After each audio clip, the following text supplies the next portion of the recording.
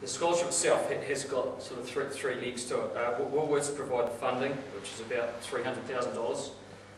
So it's at quite a high level, and obviously a fair bit of money per person when you work that out. Courses run at the new head office in Balcombe Hills in Sydney, which looks something like a Arnold Schwarzenegger movie type buildings, flat screens everywhere, open plan. Quite an amazing building actually, and so course is based there for 2 weeks, and that is also Woolworths head office, and they have 3,000 staff based there. We had access to the Woolworths CEO and CFO and other senior management, presented giving an overview of their business, but also how that fitted into agriculture. And it was really great to be able to get so close to such senior management in Australia's largest retailer. We also visited, with it being poultry orientated, the course we visited an Ingham poultry facility.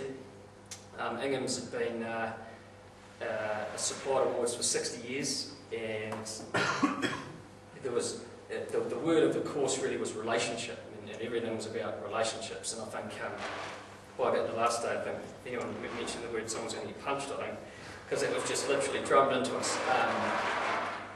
Everything was about building relationships with suppliers and how that business is done. And Ingham's were a great example. They had been a supplier for 60 years, and so we had a look around a chicken processing facility. We also went to the Mitchinbury DC, which is the largest distribution centre in Australia, and they are quite amazing. Probably many of you may have been inside distribution centres, but the automation in there was incredible, and also just the sheer scale and size. The track would have been the size of a rugby field at least, and everything was electronically coded, so there was chutes coming off it. There might have been 400 chutes, and all the products would go around the inside of the track, and they would just fall off at the right door as they were scanned to go to whatever supermarket around New South Wales. So that was incredible to see that level of automation, and also really to think about the logistics involved in these big supermarkets. A lot of their cost is around moving product from A to B, and they are extremely good at that. The other couple of site visits we went to was the Flemington Produce Markets, which is one of the biggest produce markets in the world, and I guess probably the takeout from there was the mafia orientation probably around the market. The people involved there were very interesting to say the least, and just the scale again, the fresh produce is totally different to New Zealand. Probably just the other point of Woolworths there, Woolworths, especially in Australia, fresh food people, that's their sort of slogan. And just in talking about the course, Woolworths really leveraged what they do with this course. It was really interesting to see a lot of the participants were doing a lot of media during the course. They got they might have spent $300,000, but they got as much leverage out of the good they were doing by inviting these young people of Woolworths to undertake this course, and their PR machine was massive. One of the other parts of the course was the University of West Sydney, and they provided all the theoretical background. The course was aimed at a mini MBA, but obviously in 2 weeks you're probably not going to get into any great depth. But the University of West Sydney lecturers were fantastic and gave lectures on finance, strategy, marketing, supply chain management, with a focus at all times on agribusiness. I guess the uncomfortable part of their tactics was they used a tactic that's used at Harvard University, which is cold calling, and you can be asked a question at any time by a lecturer, and you're expected to give an answer and an opinion, and it certainly kept the group on its toes. Anyway, the third part of the course is the Royal Agricultural Society of New South Wales, and they also assist with some funding and selection of candidates. You can appreciate when people ask, what we're doing over there. It wasn't sort of a one-sentence answer to be able to explain. It's a bit of a three-legged horse or whatever to try and explain how this course is all put together. Anyway, I wanted just to briefly talk about a snapshot of Woolworths, the business. It's the largest retailer in Australia. It operates Woolworths supermarkets, Big W, Thomas Dux and Dan Murphy's. So it operates in not just your traditional supermarket area.